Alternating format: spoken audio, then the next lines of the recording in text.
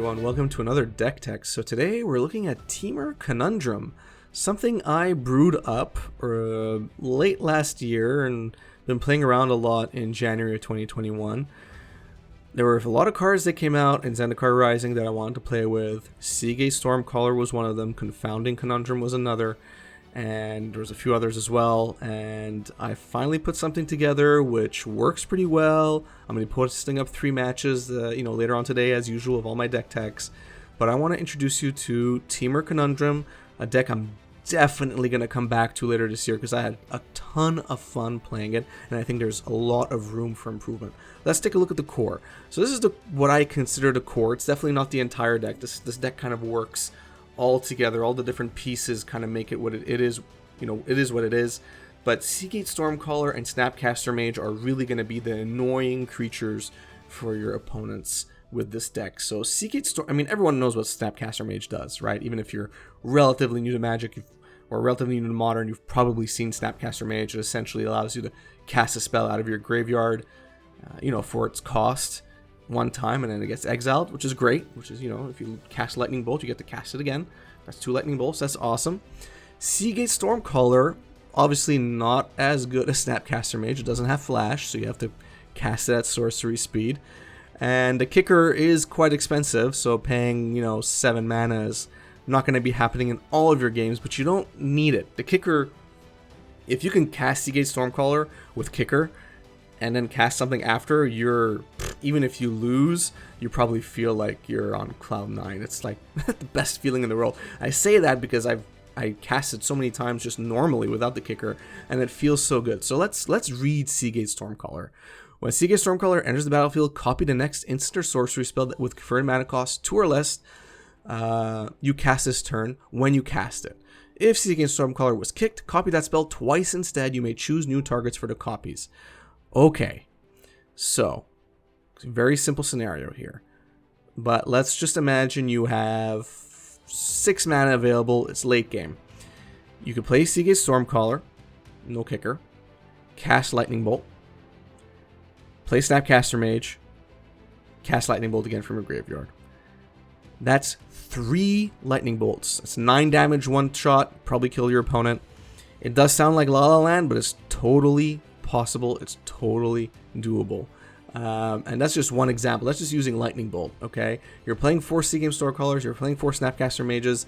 That is great. And there are other spells that you're going to be seeing soon that I'm playing in this deck, and each and every one of them has been picked specifically to work well with Seagate Stormcaller, and I guarantee you, no matter what spell it is, when you're casting it and getting a copy off of it, it feels so good. So good. You're going to see in the 3 matches I post up, I'm going to be going nuts into some of those plays. So let's take a look at the other card that's in the core here. I've completely, ignored, although it's literally in the name of the deck. Confounding Conundrum. So let's read it through. When Confounding Conundrum enters the battlefield, draw a card. So drawing a card is going to be a theme throughout this deck. Most of the spells in this deck draw a card. They just draw a card. It's something that's happening no matter what. So off the top, at worst case, this is a 2 mana, draw a card. Worst case. But usually it's doing a lot more, especially in Modern, especially with fetches. So whenever a land enters the battlefield under an opponent's control, if that player had another land enter the battlefield under their control this turn, they return a land they control to its owner's hand. Okay, so what does that mean? If my opponent plays a fetch on their turn, and then they fetch for whatever land they get, they must return a land they control to their hand. It's just how it works. Very, very annoying, because that's basically drastically hitting their tempo there, because now, it's turn 2, it's their turn 2, they play their second fetch, and now they're going to fetch because they want to play their, their 2 mana spell. Nope, they're not going to, because the minute they fetch for that land, Confounding Conundrum is gonna come into play there, and they're gonna be stuck with 1 mana, with 1 land, which is so sweet, so sweet. It's a tempo card for you. It's anti-tempo for your opponent. It's very, very powerful, and with another card that we're going to be seeing soon in this deck, it gets even worse. So just keep that in mind. Keep in mind Confounding Conundrum. So what it does at the end of the day is it forces your opponent to slow down a bit, which is what you want. You want your opponent to lose tempo. You know, I didn't build this deck with tempo necessarily in mind, but it almost all revolves around gaining tempo and having your opponent slow down, lose tempo. So this is what I consider the core of the deck. Let's move on to the other creatures. So yes, there are other creatures that don't interact with Snapcaster Mage or Seagate Stormcaller, of course. You have 4 Tarmogoyfs. Of course, I'm playing green, blue, something. So I'm gonna be playing Tarmogoyf. It's just a good, solid creature. I'm gonna get pretty big in a deck like this for a few reasons, and yeah, it is what it is. I'm also playing 4 Uros. Listen, you can not play 4 Uros. I'm going to have to play this deck even more than I already have to see how well the deck plays without Uro in it, or maybe with less Uros in it. I don't think you need to play 4. I just kind of went nuts there. You can play another creature, or maybe play, you know, just don't play another creature. Play 2 Uros and 2 other spells, or just get rid of Uro altogether and play spells instead. But I think Uro is kind of important here. If your opponents are playing green-blue, they're probably playing Uro. So it's probably a good reason for you to play Uro as well. And it's just a good card overall. So yeah, Uro, Titan of Nature's Wrath. It does kind of non-bow with Snapcaster Mage, but it's not something you're going to be worrying about. Trust me. So yeah, I played with 4 Uros, but again, you can play with that number if you want. I don't want you to think this is just some other Uro deck. The Cantrips, so pure Cantrips, just a card that's purely made for drawing, is Serum Visions. Of course, I'm playing 4 Serum Visions. This is not a shocker to you. If you've watched any of my other deck techs that are playing with blue, Serum Visions is almost always present. So here you go, Serum Visions, best cantrip in Modern at 1 mana. Let's go to the removal. So the removal here is a bit interesting, a bit spicy for some of you. 4 Lightning Bolts, that's not spicy, that's bland. Everyone expects 4 Lightning Bolts. I'm also playing 2 Tarfires and 2 Abrades. So 2 Tarfires, listen, Tarfire is a shock at the end of the day, but what's nice about Tarfire is it's a tribal instant, which means it counts for 2 card types in your graveyard, which means it grows your Tarmogoyf by 2 and not by 1 when it hits the graveyard, assuming you don't have another instant in your graveyard already. So that's the main reason why I have it. Of course, with Seagate Stormcaller, it's, you know, dealing 4 damage essentially to 2 different targets, or to the same target if you want. So very useful there as well. So I'm happy with Tarfire, but in theory you could, that's a flex spot if you really want. You could play something else instead, which is nice about this deck. There's a lot of flexibility. I'm also playing 2 Abrades. Artifacts are a thing in Modern right now. We're seeing a resurgence of artifacts showing up in different decks, and you also have Chalice of the Void, which you have to worry about. And very often, Chalice of the Void is coming down on 1 against you, so having the ability to have a Braid is going to be useful. And you can, you know, if you're casting Seagate Stormcaller first, well, then a Braid has a bit more play here. But having a main board Abrade can be useful in many scenarios here. Kind of happy about playing a Braid in the main board for once. I almost always put it in my sideboard. And of course, if there are no artifacts to target, you could just deal 3 damage to a creature. So this card will almost never be dead. Almost never. And if it ever is, you could remove it. You're only playing 2 of anyway. Up next, the ramp. So Growth Spiral. Let me tell you, when you play Growth Spiral and then a copy of it, because it's Seagate Stormcaller, feels so good. And then you could Snapcaster it a turn after to draw a 3rd card and potentially put down a 3rd land. It's ramp all the way, and I love this card in this deck. It is so awesome. It ramps you through. It's not like you need a lot of mana, but getting a lot of mana is useful, especially if you want to cast future Seagate Stormcallers with Kicker. Growth Spiral is a great way to get there. Play 4 of.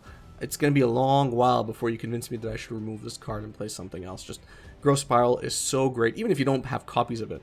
It's just a draw card and ramp yourself, essentially, which is always useful. Okay, so Cleansing Wildfire. Again, draw a card. You're always going to be drawing a card. Remember that. Most of the cards in this deck, apart from the straight up creature removal, are, you know, telling you to draw a card. But the first ability is Destroy Target Land, and its controller may search their library for a basic land card, put onto the battlefield tapped, and then shuffle their library. All right. Did we all remember what Confounding Conundrum does? So imagine you play Seagate Stormcaller, and then you play Cleansing Wildfire, and it gets copied. So now you're almost certainly going to be able to target 2 different lands with Cleansing Wildfire. And then when your opponent goes and gets that other land that they're going to be getting, they're gonna have to force one of those lands to their hand because they already had another land enter the battlefield this turn.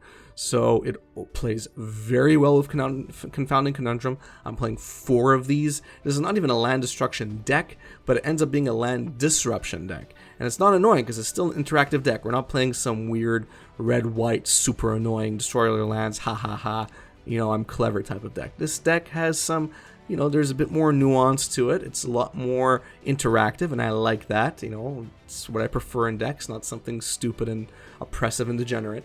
But, Cleansing Wildfire, it's a 2-mana sorcery. It's a really, really powerful target land removal card, and you get to cantrip off of it. So when you're casting off of a Seagate Stormcaller, you're drawing 2 cards at 1 shot. And of course, if you have Snapcaster Mage, you're going to do it again after. It's just very, very powerful. You're drawing a lot of cards in this deck, which means you're almost always drawing into Gaz. Cleansing Wildfire is another way to get there. And yeah, it plays very, very well with Confounding Conundrum. So let's move on to the lands. Nothing too special here. I mean, this is Modern, this is Temur. You're going to need the shocks. The numbers have been, played with, including the fetches. I've played with the numbers to make sure you have coverage on all the colors that you're going to need in proportion to the colors that are in the deck. So if you have more blue, I make sure that you have more access to blue, so on and so forth. So I always sculpt my mana bases accordingly to make sure that I always have the mana that I need. You're playing 4 islands and 1 forest here. Another big departure from my other decks where I'm playing far fewer basics. Here I'm playing a lot more basics. I am playing 20 lands, so I have a lot more room to play more basics. And yes, I hate this land, but I'm playing Mystic Sanctuary. I mean, the whole theme about this deck is casting spells again and again, spells that you've already cast, having them cast again. So having a Mystic Sanctuary, very powerful here. I mean, I can't deny it, even though I do hate this land, and I've expressed why I hate this land, or lands like this, where, if it's the only land in your opening hand, you might have to throw away that hand because it's too slow. Whereas if you just had an island in your opening hand, it might be just fine, paired with the Serum Visions. But anyway, don't want to get into that rant. Here, Mystic Sanctuary, imagine you just cast your 2 Cleansing Wildfires because one of them was copied, but that Cleansing Wildfire hits your graveyard, and then you play Mystic Sanctuary and then return that Cleansing Wildfire to the top of your deck, and then have it, and then play it again the next time you draw it. And then, you play it a 3rd time, and then maybe you Snapcaster it after. That's 4 Cleansing Wildfires, that's 4 card draws in the span of 2 turns. It's brutal, and you could apply this to any other spell in this deck. So Mystic Sanctuary is actually pretty useful here. I hate to say it. Pretty useful, so I'm playing 2 of. I'm happy with 2. I don't think you should be playing more, just my personal opinion. You could, but I think 2 is a healthy number. You don't want to go overboard on lands like this. The sideboard, very similar to a lot of my Temur decks. I mean, what works. You don't need to change it for every type of deck that you're playing if you're playing the same 3 colors, or the same color combination in this case. So Veil of Summer, 3 of course. I'm not going to keep saying the same thing. Play it. It's amazing against blue and black decks. It's good. It's very, very good, especially in the current meta. Engineer Explosives is my go-to sweeper to get rid of tokens or 1/1 creatures if you need to. You're not gonna have to worry too much about that in this deck, or it could be a catch-all for any permanent, essentially non-permanent, up to 3 CMC. So getting rid of an opposing Blood Moon or an enchantment that's 3 CMC or less, or whatever. Engineer Explosives can hit that. Ashiok Dreamrender. Obviously, you can't target your own graveyard here. You can't play Grafdigger's Cage. That's a no-no. Ashiok Dreamrender is basically a good shut-off spell for any other graveyard strategies that are not your own. But of course, you could swap this for Tormod Script if you really want to, or something else. I was trying to be cute and playing Return to Nature in this spot, because I was thinking, I could target a card in the graveyard and have it duplicate with Seagate Stormcaller, and then I could bring it back with Snapcaster Mage, but that was a bit too cute. When you want to attack your opponent's graveyard, it needs to be very efficient, and usually it needs to be very quick. So you don't want multiple cards to kind of feed your graveyard hate strategy. So 1 card graveyard hate strategy is what you want to stick to, and that's Ashiok Dreamrender. Ceremonious Rejection for targeting colorless spells. So it's a counter spell for colorless spells. You're playing an artifact deck or Tron deck, whatever. This is essentially a 1-mana counter spell, very, very strong. I like this card. Blood Moon, of course, your mana base can afford it. It will make Uro a bit harder to cast, It will make some of your other spells a bit harder to cast, so not necessarily something you want to necessarily rush out on turn 3. But that being said, I still think you definitely need it against certain strategies. You do have Cleansing Wildfire, though, so that is something you should keep in mind. That'll help you just, slow down your opponent. Confounding Conundrum will also potentially help you slow down your opponent, especially against land-based combo decks like Primetime. So, yeah, but I'm still playing 3 Blood Moons. You might drop that down to 2 or something if you feel like you need space for something else. And Reality Shift, I love this card. Exile target creature's controller, puts the top card from their library onto the battlefield, and it becomes a 2/2 creature. And if it's a creature card, they get to flip it face up at any time by paying its mana cost. Not really something you need to be concerned of. What you're concerned of is that you're removing a creature at instant speed from the game. It's exiled, it's not destroyed, it's not going to the graveyard. So you get around indestructibility, you don't have to deal damage to it. Reality Shift is a great card. I really love it in Temur when you don't have access to black or to white for better removal. And finally, the matchups. So, how does it do against the matchups? That's what really matters at the end of the day. You can have a bunch of fun with it, but how does it do? So, you notice something. I'm not playing any permission, in the main board at least. I'm not playing any permission at all.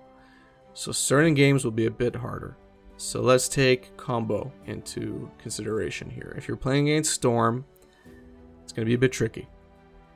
If you have Cleansing Wildfire and you're able to keep them off their mana, and you're able to, Lightning Bolt or Shock their creatures, which they only play to accelerate their mana, to accelerate their spells, then you could probably keep a good, control on them. Anything else, though, combo decks, spell-based combo decks are going to be a bit of an issue for you. I'm just telling you right now. So if you're playing a lot of Storm, you might have to start tweaking this deck a bit to deal with that. Maybe you would have to transform your sideboard a bit to include a lot more permission to be able to deal with spell-based combo decks.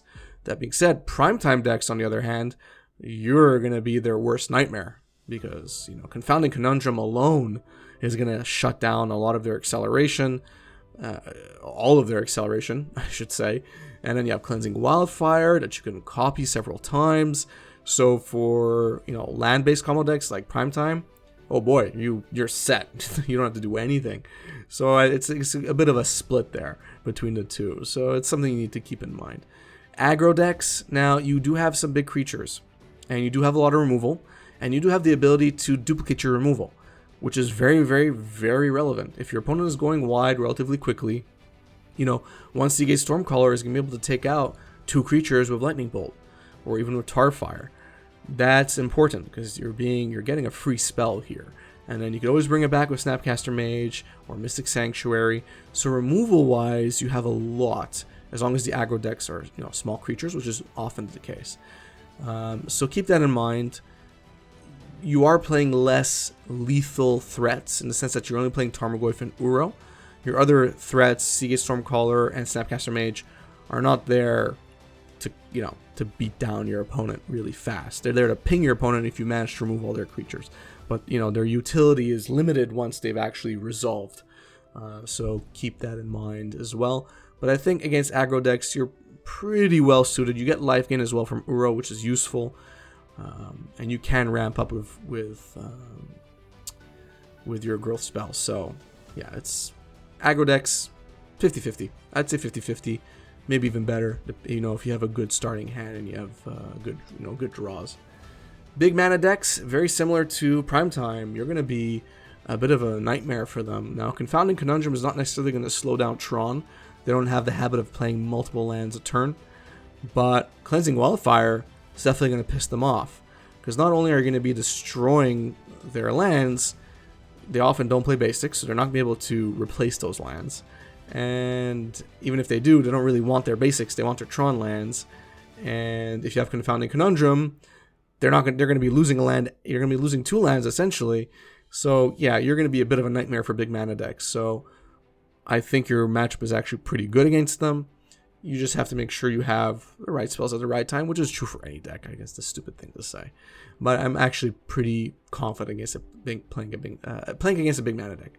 Losing my words there.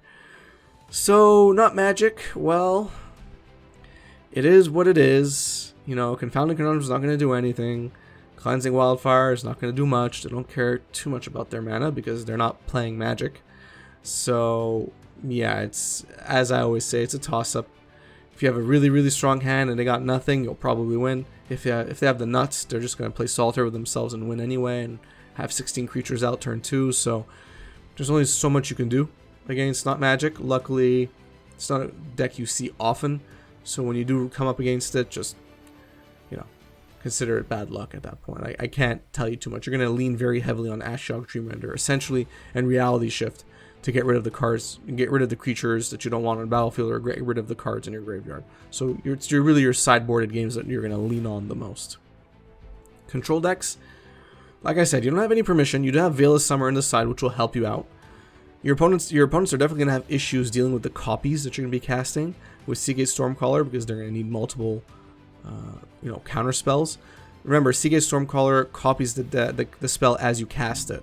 So if the original spell is countered, the copy still resolves, or can resolve. So your opponents are going to have to counter both. So there's some resiliency there. So they're going to have to essentially counter your Seagate Stormcaller and, you know, try and get rid of it before you actually cast your payoff spell.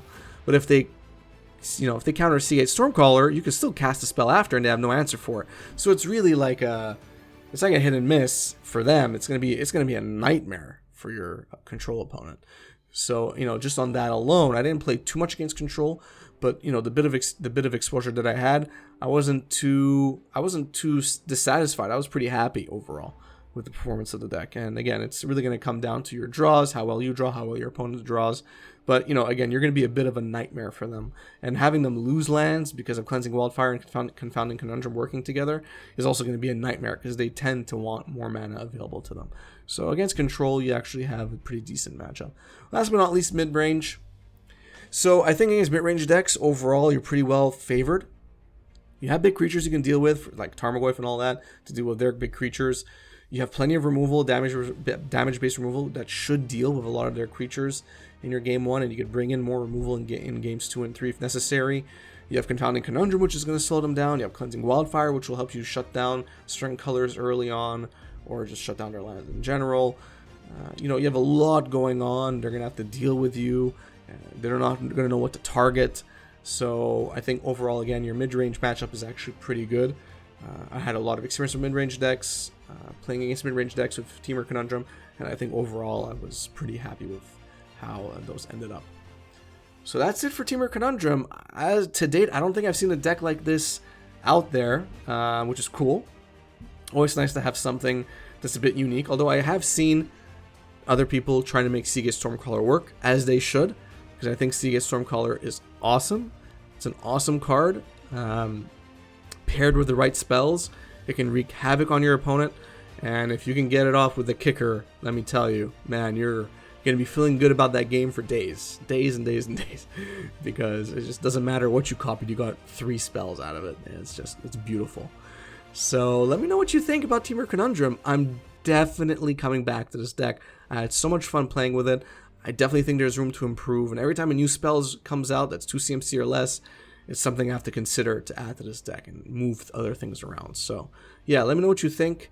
If you enjoyed the video, give it a thumbs up. If you enjoy my content in general, please subscribe, hit the notification bell. Follow me on Twitter or Facebook, whatever you prefer. I prefer all of them to help me out with all the algorithms out there, you know, favoring me, not favoring me, whatever it is. If you're interested in becoming a patron and supporting this channel, check out the Patreon link in the description of this video. A big thank you to my growing Patreon community. Thank you for all the support and your feedback. It's really invaluable. Check out the tiers on Patreon as well. I've kind of set them up where I essentially give you back some of your money in the form of non-bulk rares and mythics at the end of every year. So you're essentially guaranteed a giveaway win, basically, every year. Guaranteed as a patron, as long as you've been a patron for 6 months or more. So check that out, all on Patreon page. Stay tuned for the 3 matches that are going to be going up for this deck today. Thanks, and have a good one.